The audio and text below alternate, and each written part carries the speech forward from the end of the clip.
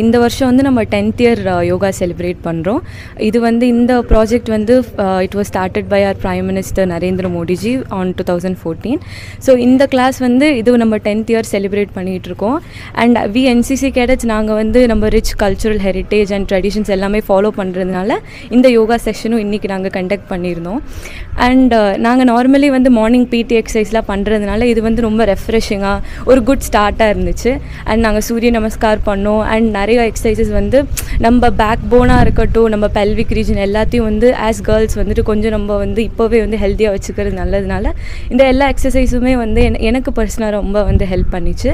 And சூரிய நமஸ்கார் வந்து it was written by பதஞ்சலிங்கிறதுனால அது நிறைய நம்ம பண்ண வந்துட்டு நம்மளோட ஹெல்த்துக்கு வந்து அது இன்னும் வந்து லைக் டிசீசஸ்லேருந்து நம்ம இது பண்ணலாம்.